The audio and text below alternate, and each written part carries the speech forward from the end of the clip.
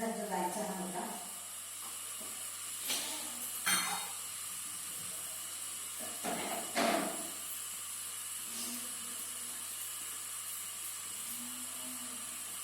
नाही म्हणजे मला वेळ झाला ओरडा